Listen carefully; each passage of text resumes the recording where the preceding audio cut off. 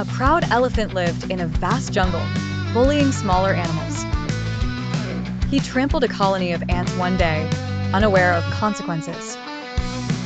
A single ant decided to teach the elephant a lesson. She gathered her friends and climbed into the elephant's trunk. In the night, they started biting, causing immense pain. The elephant screamed from the pain, pleading for forgiveness. Realizing his mistake, the elephant promised to never bully again. The ant forgave him, demonstrating the power of unity. Grateful, the elephant helped the ants protect their home.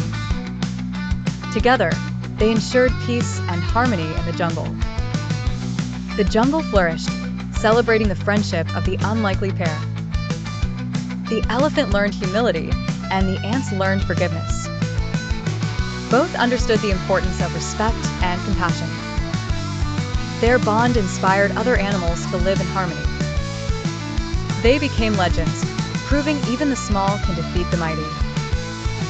A tale of unity, humility, and newfound friendship.